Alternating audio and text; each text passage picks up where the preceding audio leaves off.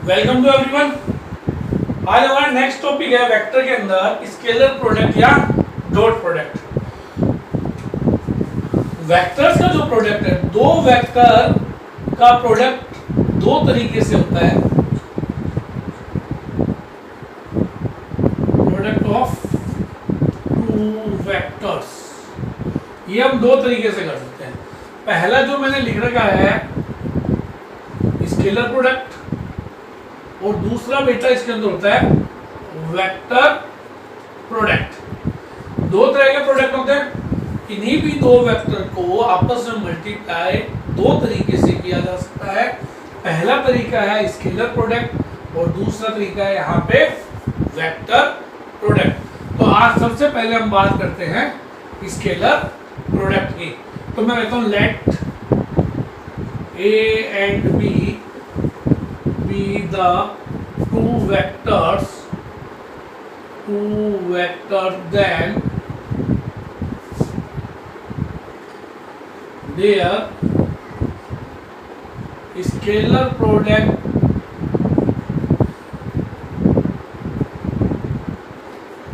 is given by vector A dot vector B is equals to magnitude of vector A magnitude of vector B cos theta. अगर आप किन्हीं भी दो vector को scalar product करते हैं या डॉट प्रोडक्ट करते हैं तो उसका रिजल्ट होता है, फॉर्मूला होता है वेक्टर ए का magnitude multiply B vector B का magnitude multiply by cos theta. अब यहाँ पे एक बात ध्यान से सुनो, ये क्या चीज है? मैग्नीट्यूड। ये भी क्या है? Same magnitude. कोस थीटा क्या होगा? एक नंबर होगा। मैग्नीट्यूड होगा वो भी एक कोई ना कोई वैल्यू होगी। यहाँ पे भी कोई ना कोई न्यूमेरिक वैल्यू आएगी तो वैल्यू कोई ना कोई वैल्यूज आएगी। तो वैल्यूज आएंगी तो इसका ओवरऑल जो बात होगी वो कोई ना कोई डिजिट होगा या कोई ना कोई वैल्यू होगी, और उस वैल्यू में केवल मैग्नीट्यूड होगा। केवल क्या होगा? मैग्नीट्यूड ही होगा। इसलिए इस प्रोडक्ट को स्केलर प्रोडक्ट कहा जाता है, क्योंकि इसका जो रिजल्ट आता है वो एक स्केलर नंबर आता है। इस प्रोडक्ट का जो रिजल्ट आएगा वो स्केलर क्वांटिटी आएगा। क्यों? तो ये भी मैग्नीट्यूड एक वैल्यू होगी, ये भी एक मैग्नीट्यूड है वैल्यू होगी। कोस थीटा की भी वैल्यू होगी, -1 से लेके +1 के बीच में कोई भी एक वैल्यू होगी। तो यहाँ पे ये स्केलर वैल्यू आएगी, इसलिए इस प्रोडक्ट को स्केलर प्रोडक्ट कहा जाता है। पहली बात। दूसरी बात, इन दोनों के बीच में ए वेक्टर और बी वेक्टर के बीच में डॉट का यूज करता हूं, जिसके कारण से इसको डॉट प्रोडक्ट भी कहा जाता है। ये तो बात हुई इसके बीच। अब हम बात करते हैं थीटा किसको बोल रहे हैं। यहाँ जो ये थीटा है वो वेक्टर ए और वेक्टर बी के बीच के जो एंगल है उसको हम थीटा बोल रहे हैं। वेक्टर ए और वेक्टर बी के बीच में जो एंगल है उसको मैं थीटा कह रहा हूं। यहां से बीच का एंगल कैसे निकाला जाएगा? देखो ध्यान से, एंगल बिटवीन टू वेक्टर्स। अच्छा, ये एक बात और ध्यान रखना, ए एंड बी क्या है यहां पे?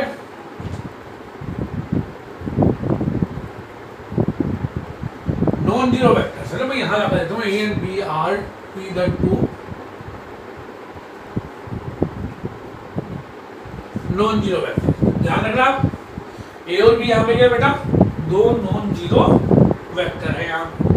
अब एंगल बिटवीन टू वेक्टर तो वो यहाँ से निकाल सकते हैं, हमने देखो इजीली निकाल सकते हैं। तो टू वेक्टर्स के बीच का एंगल क्या होगा? यहाँ से कोस थीटा है तो मैं कोस थीटा को सेपरेट करूंगा तो आएगा vector A dot vector B upon magnitude of vector A and magnitude of vector B. तो दो वेक्टर्स के बीच में एंगल का फॉर्मूला होता है cos theta is equals to A, यानी दोनों वेक्टर का स्केलर प्रोडक्ट अपॉन दोनों के मैग्नीट्यूड का product. Ratio of the dot product of two vectors and their magnitudes gives the angle between two vectors.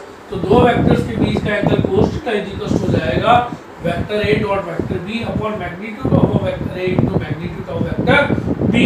ये तो हो गया इसके एंगल फाइंड आउट करने का तरीका। आगे देखो, अभी हमने जो पढ़ा है मैं यहाँ लिख देता हूँ एक बार। Vector A dot vector B हमने पढ़ा है magnitude of vector A magnitude of vector B cos theta.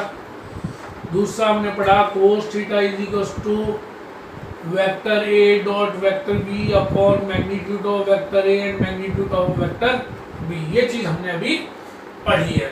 अब आप इसमें कुछ चीजें और ध्यान देखो, जैसे मैंने लिखा cos theta is equals to vector A dot vector B upon magnitude of vector B and magnitude of vector A and B का मैग्नीट्यूड लिया।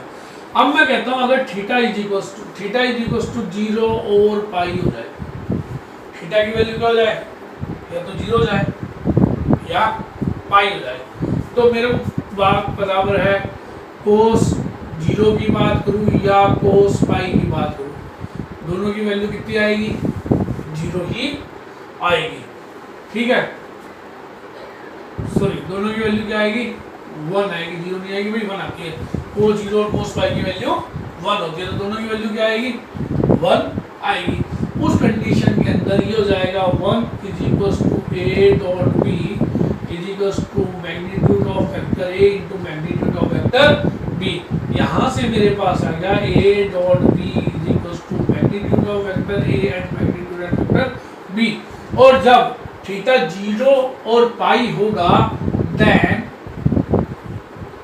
ए एंड बी आर पैरेलल और कोलिनियर वेक्टर्स हो जाएंगे भाई। ये भी आपको ध्यान में रखना है। क्यों, देखिए मैंने क्या कहा था, थीटा की इन दोनों वेक्टर के बीच का एंगल है, ये वेक्टर ए और ये वेक्टर बी, ये थीटा। अगर थीटा 0 हो जाता है, थीटा 0 हो जाता है तो ये वेक्टर ए की बच गया, देखो दोनों एक दूसरे के ऊपर हो गए, दोनों एक दूसरे के ऊपर हो गए तो पैरेलल हो जाएंगे, each line is parallel to itself. ये तो हो गया थीटा इज इक्वल्स टू 0 का केस। अब थीटा जब पाई हो जाएगा यस हो जाएगा। इस कंडीशन के अंदर भी देखो, ये तो हो गया वेक्टर ए, ये हो गया वेक्टर बी, इसकी डायरेक्शन है इसकी डायरेक्शन। इस कंडीशन के अंदर भी अगर आप बात को समझें तो ये एक ही लाइन को शो कर रहा है, तो भी ये पैरेलल या कोइंसिडेंट वेक्टर हो जाएंगे। तो जब आपका थीटा 0 होगा, या आप ये कह सकते हो when A and B are parallel, तो ये आपकी कंडीशन आ गई। इसमें आप लिख सकते हो when vector A and B are parallel. ठीक है, अब हम ये तो हमने एक कंडीशन पढ़ ली।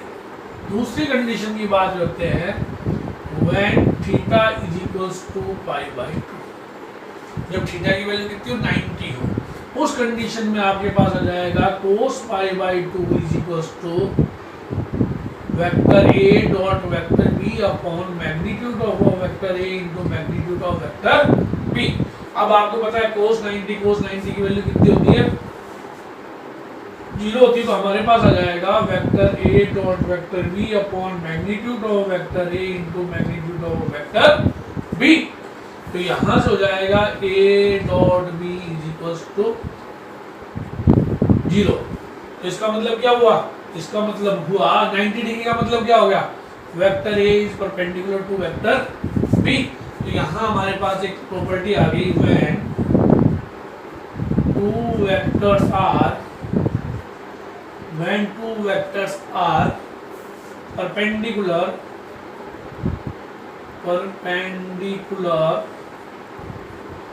then their dot product या स्केलर प्रोडक्ट इज 0। यानी अगर कोई भी दो वेक्टर आपस में परपेंडिकुलर है तो उनका डॉट प्रोडक्ट 0 हो जाएगा। दूसरी बात हम ये कह सकते हैं, यदि किसी भी दो वेक्टर्स का डॉट प्रोडक्ट 0 है, स्केलर प्रोडक्ट 0 है, तो वो आपस में परपेंडिकुलर होंगे, तो वाइस वर्सा चलेगा, ये दोनों तरफ काम करेगा। अगर डॉट प्रोडक्ट 0 है तो वेक्टर्स परपेंडिकुलर है, और अगर वेक्टर परपेंडिकुलर है तो उनका डॉट प्रोडक्ट 0 होगा। तो हमने यहाँ ये पैरेलल का केस पढ़ लिया, और ये हमने क्या पढ़ लिया, परपेंडिकुलर की प्रॉपर्टी भी हमने पढ़ लिए कि पैरेलल होंगे तो A dot B is equal to vector A into vector B का आप फॉर्मूला लगा सकते हो और डॉट प्रोडक्ट में, ठीक है, क्योंकि उनके मैग्नीट्यूड के बराबर हो जाएगा। और अगर मान लो परपेंडिकुलर है तो उनका जो स्केलर प्रोडक्ट है वो आपका 0 हो जाएगा। आगे हम देखते हैं नेक्स्ट, देखो इसके बेस पे क्वेश्चंस आते हैं काफी ज्यादा कि अगर वेक्टर आपस में परपेंडिकुलर है या परपेंडिकुलर शो करना आपको दिया जा सकता है, ये बात आपको ध्यान में रखनी है। अब देखो कंपोनेंट्स के फॉर्म की बात करें अपने, कंपोनेंट्स में बात करें तो कार्टेशियन में तो मैंने ये माना था कि ये आई ये जे, ये हमने किया था, ये x हो गया, ये y एक्सिस हो गया और ये z है। इसके आगे हमने i कैप लिया था, इसके अलोंग मैंने j कैप लिया था, इसके अलोंग मैंने k कैप लिया था। ये अगर आपको बात ध्यान है तो थोड़ा रिमेंबर करो आप, ठीक है। अब इस बात पे मैंने ये बोला कि अगर मेरे को i क्रॉस j निकालना है या सॉरी i डॉट j या j डॉट k कैप निकालना है या k डॉट i कैप निकालना है, मान लो ये निकालना है या इनके अपोजिट निकाल लें, j dot i k dot j या i डॉट k, ये निकालना है। तो मेरे को पता है कि जो एक्सिस होती है x एक्सिस y एक्सिस और z एक्सिस वो म्यूचुअली परपेंडिकुलर होती है आपस के अंदर। तो इस के अकॉर्डिंग अगर मेरे को इनका डॉट प्रोडक्ट निकालना है तो हमेशा क्या आएगा, 0 आएगा, क्योंकि मैंने रिसेंटली आपको ये बताया था कि किन्हीं भी दो वेक्टर्स का डॉट प्रोडक्ट या स्केलर प्रोडक्ट 0 होता है जब वे आपस में परपेंडिकुलर होते हैं। तो यहाँ से आपको ये बात अच्छी तरह समझ आ गई होगी कि i इंटू जे या j इंटू आई 0 होगा, j इंटू के या k इंटू जे 0 होगा, सॉरी डॉट की बात हो रही है, k डॉट i या i डॉट k हमेशा 0 होगा, स्केलर प्रोडक्ट में वो हमेशा 0 होते हैं। पहली बात तो ये हो गई कंपोनेंट्स के बारे में। अब दूसरी बात हम जो कर रहे हैं वो ये कर रहे हैं, अभी हमने पढ़ा था a dot b is equals to magnitude of vector a into magnitude of vector b into cos theta. अब अगर मैं a डॉट a पढ़ूं, अगर किसी वेक्टर को उसी से ही मल्टीप्लाई कर दिया जाए तो every vector is parallel to itself, ये तो आपको पता ही है। अगर every vector is parallel to itself हो जाए तो यहाँ पे क्या आएगा, अगर पैरेलल है तो थीटा क्या हो जाएगा, 0 हो जाएगा। मैं कहता हूँ ये मेरे पास कोई वेक्टर ही है, अब इस वेक्टर का मैं इसी से ही मल्टीप्लाई कर रहा हूँ, तो इसने इसके साथ कितना एंगल बनाया, वेक्टर ए अपने साथ तो 0 एंगल ही बनाएगा, तो ये हो जाएगा। तो यहाँ हो जाएगा a dot a is equals to magnitude a का स्क्वायर, क्योंकि cos 0 की वैल्यू क्या हो जाएगी यहाँ पे a, इसको मैं क्या लिख सकता हूँ, यानी किसी भी वेक्टर का डॉट प्रोडक्ट उसके स्क्वायर के बराबर होता है, पहली बात। दूसरी बात, इसकी कोई भी मतलब नहीं है, अगर आपको कहीं पे भी किसी वेक्टर का स्क्वायर दिया गया हो तो मतलब है कि वह उसके मैग्नीट्यूड का स्क्वायर होगा। तो आपको एक प्रॉपर्टी याद रखनी है, square of a vector is equals to square of its magnitude. तो ये प्रॉपर्टी आप हमेशा ध्यान रखोगे, ये मीनलेस है, इसका कोई मतलब नहीं है, इसका मतलब यही होगा हमेशा। कभी भी आपको हमेशा ध्यान रखना, square of a vector is always equals to square of its magnitude. अब कंपोनेंट की ये बात मैंने आपको सुना, अब कंपोनेंट की बात करते हैं। तो मैं करता हूँ कि i डॉट i किसके इक्वल होगा, i स्क्वायर के, यानी उसके मैग्नीट्यूड के स्क्वायर के बराबर हो जाएगा।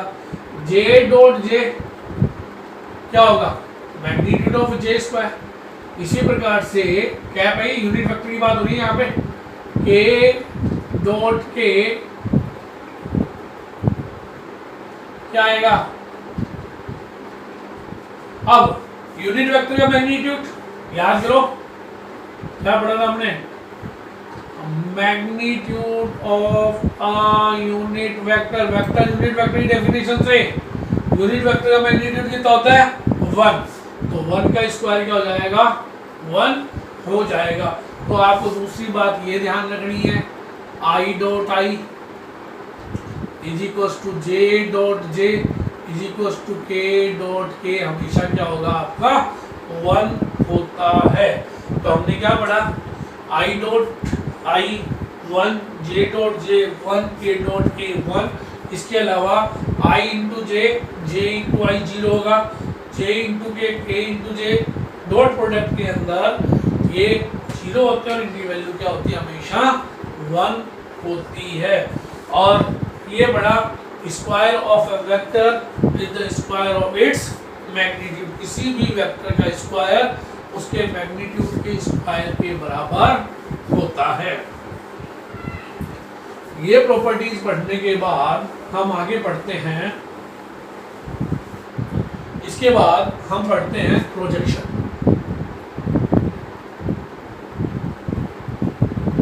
Projection of a vector on a line. किसी वेक्टर का किसी लाइन के ऊपर प्रोजेक्शन क्या होगा। मैंने बोल दिया ये कोई लाइन L है और ये कोई वेक्टर है, ये कोई वेक्टर है A B और इसको मैं वेक्टर A से डिनोट करता हूँ। इस वेक्टर का इस लाइन के ऊपर क्या प्रोजेक्शन होगा वो हम समझते हैं। पहली बात तो समझते हैं प्रोजेक्शन होता क्या है। तो उसके लिए मैं क्या करूँगा, इस A से इसके ऊपर एक परपेंडिकुलर P डाल दूंगा और B से भी इस लाइन के ऊपर परपेंडिकुलर क्या डाल दूंगा, क्यों। मैंने क्या डाले हैं, late A is a non-zero vector and L be a line। ठीक है, अब मैंने कह दिया A P परपेंडिकुलर है L के एंड B Q परपेंडिकुलर है L के। दोनों L पे मैंने परपेंडिकुलर डाल दी। तो ये जो लेंथ ऑफ PQ है, लेंथ ऑफ PQ वो आपका AB का प्रोजेक्शन कहलाएगा इस पे, लाइन L पे। तो projection of vector A on L is equals to length of PQ। ये बात आपको हमेशा ध्यान में रखनी है कि किसी भी वेक्टर का किसी भी लाइन के ऊपर परपेंडिकुलर प्रोजेक्शन, किसी भी वेक्टर का किसी लाइन के ऊपर प्रोजेक्शन उसके इनिशियल एंड टर्मिनल पॉइंट के द्वारा डाले गए परपेंडिकुलर के बीच का डिफरेंस होता है। ये देख लो, ये दोनों परपेंडिकुलर के बीच का गैप है। अब अगर मैं यहाँ से इसके पैरेलल एक लाइन ड्रॉ कर दूँ, यहाँ से देखो, यहाँ से पैरेलल लाइन ड्रॉ कर दूँ और इसको मैं कोई पॉइंट C दे दूँ, कोई पॉइंट क्या दे दूँ बच्चा, C दे दूँ। अब आपको पता है AC is equals to PQ होगा। AC is equals to PQ कह सकते हो आप वेरी इजीली, देख लो। ठीक है, अब AC is equals to PQ कह सकते हो। ये एंगल मान लो, मैं क्या मान लूँ, थीटा। तो अगर मैं इसको कहीं पर भी एक्सटेंड करूँ, आगे कहीं एक्सटेंड करूँ, तो जो लाइन के साथ एंगल बनेगा वो भी कितना बनेगा, वो भी थीटा ही बनेगा। क्यों? क्योंकि ये दोनों पैरेलल लाइन है, तो ये कॉरेस्पॉन्डिंग एंगल्स कहलाएंगे। तो ये बात आप ध्यान में रखना।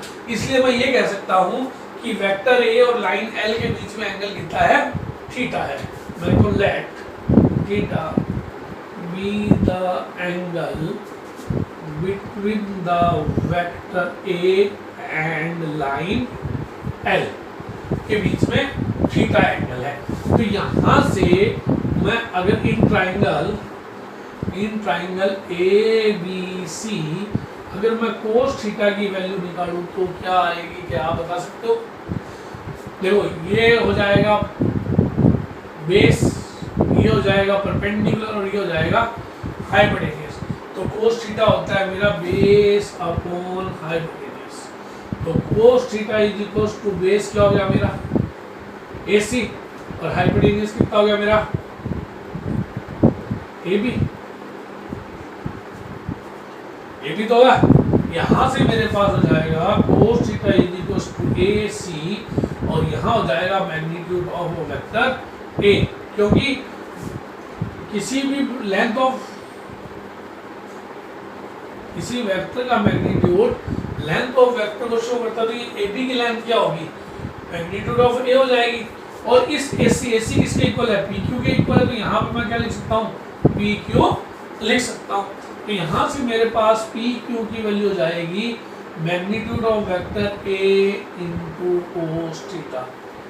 तो किसी भी वेक्टर का किसी लाइन में मैंने क्या बोला था, मैंने यहाँ बोला था PQ होगा, प्रोजेक्शन क्या होगा, projection of vector A on L is equal to PQ के इक्वल होगा। अब PQ की वैल्यू मेरे पास क्या आ गई, magnitude of A cos theta आ गई। तो प्रोजेक्शन मेरे पास जो होगा वो PQ के इक्वल होगा, उसकी वैल्यू कैसे निकालेंगे, PQ is equal to vector A magnitude of vector A cos theta. Note it down please. अब मान लो हमें वेक्टर A का प्रोजेक्शन वेक्टर B के ऊपर निकालना है, मेरे को फाइंड आउट करना projection of vector A on vector B।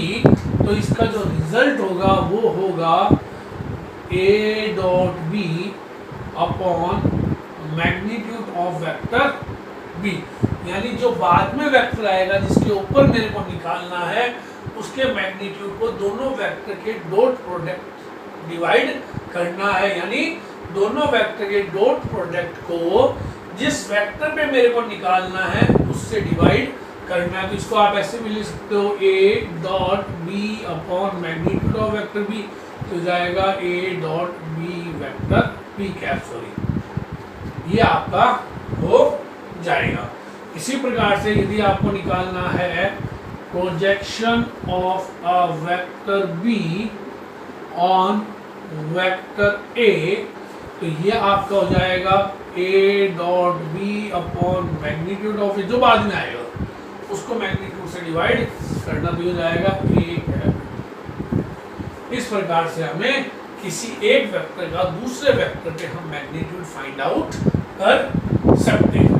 अब हम आगे पढ़ते हैं properties of scalar product. Now पढ़ते हैं properties of scalar product. Scalar product की क्या क्या प्रॉपर्टीज है। पहला कॉम्पिटिटिव होगा। कॉम्पिटिटिव मतलब क्या है, आप डॉट प्रोडक्ट में भले वेक्टर A को पहले लो और वेक्टर B को बाद में लो, या वेक्टर B को पहले लो या वेक्टर A को बाद में लो, उससे कोई भी फर्क नहीं पड़ेगा, यानी A डॉट B करो या B डॉट A करो, रिजल्ट सेम रहेगा।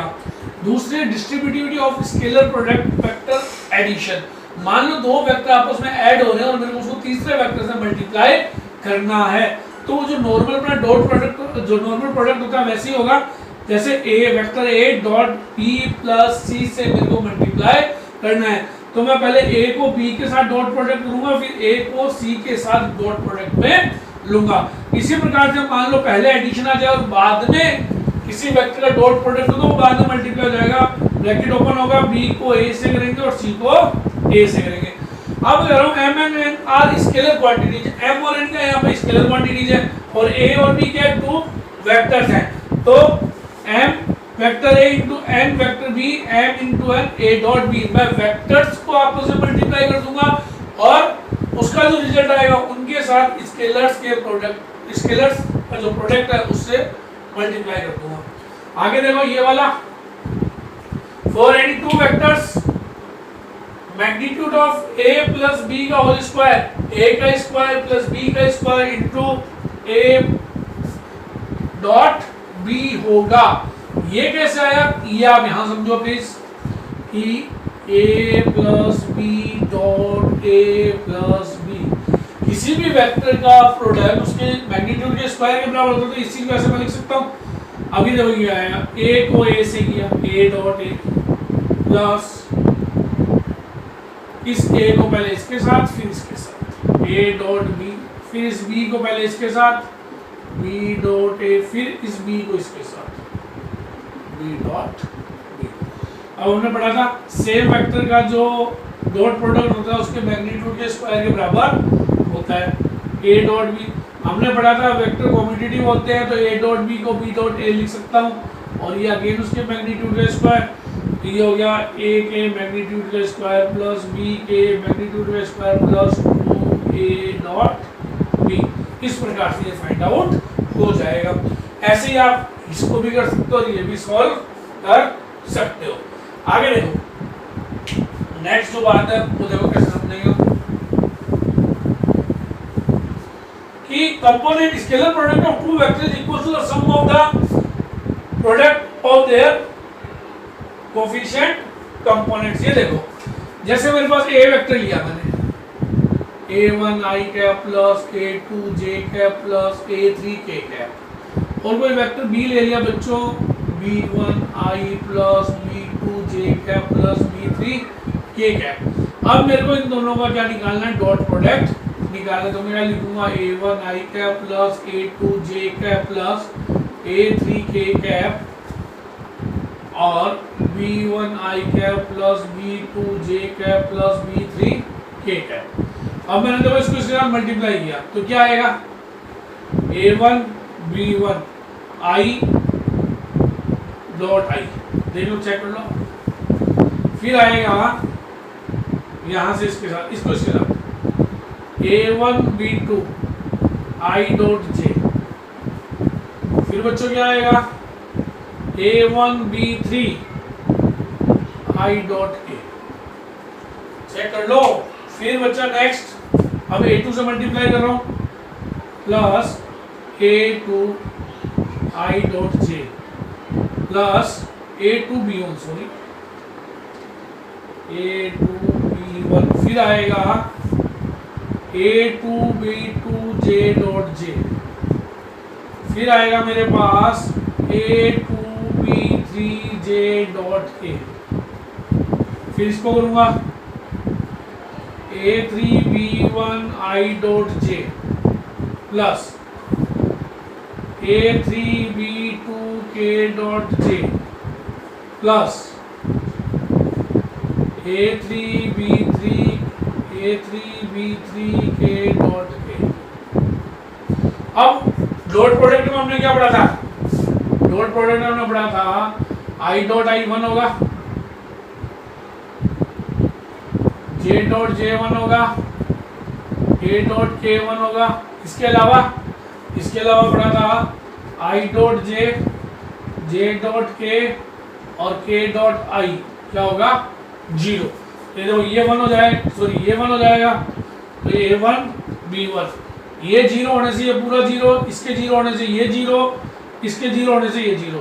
अब ये 1 हो जाएगा तो a2 b2, ये 0 हो जाएगा, ये भी 0, ये भी 0 और a3 b3। इस प्रकार से हम a डॉट b निकालते हैं, यानी दो वेक्टर्स का डॉट प्रोडक्ट कंपोनेंट फॉर्म में उनके corresponding sum of product of their corresponding components equal होता है। यहाँ पे मैं एक चीज और बताना चाहूंगा आपको एंगल्स के बारे में। एंगल के बारे में हमने दो फॉर्म में निकाल सकते हैं हम एंगल। एक तो मैंने आपको कोस थीटा के बारे में बताया था, वो वेक्टर फॉर्म थी। जो हमने कोस थीटा किया था, ये हमने किया था a dot b upon magnitude of vector a magnitude, या वेक्टर फॉर्म कह सकते हैं। कोस थीटा इक्वल हो जाएगा cos inverse a dot b upon magnitude of a और मैग्नीट्यूड ऑफ b। दूसरा अगर मान लो a इज इक्वल टू आ जाता है a1 i plus a2 j plus a3 k, और वेक्टर b आ जाता है b1 i plus b2 j plus b3 k। तो अब cos थीटा क्या होगा, अब देखो ये डॉट प्रोडक्ट है, ये डॉट प्रोडक्ट हमने क्या निकाला था अभी, ये वाला निकाला था, तो ये हो जाएगा a1 b1 plus a2 b2 plus a3। इसलिए मैंने पहले वहां नहीं बताया आपको, यार दोबारा इसलिए यहां बता रहा हूं आपको, ये हो जाएगा प्लस। अब मैग्नीट्यूड ऑफ a, अगर a ये है तो a का मैग्नीट्यूड क्या होगा, रूट a1 का स्क्वायर प्लस a2 का स्क्वायर प्लस a3 का स्क्वायर। यहाँ लिख दूंगा मैं रूट a1 का स्क्वायर a2 का स्क्वायर a3 का स्क्वायर, और यहाँ रूट b1 का स्क्वायर प्लस b2 का स्क्वायर प्लस b3 का स्क्वायर। इस प्रकार से हम ये कर लेंगे। ये बेसिक्स थे स्केलर प्रोडक्ट के। नेक्स्ट वीडियो में हम इसके कुछ एग्जांपल्स, इंपॉर्टेंट जो एग्जांपल्स हैं उसके बारे में डिस्कस करेंगे, जिससे आपको ये टॉपिक और भी अच्छा समझ आ जाएगा। इसमें कोई डाउट हो तो आप कमेंट सेक्शन में दोबारा पूछ सकते हैं। Thank you for today class.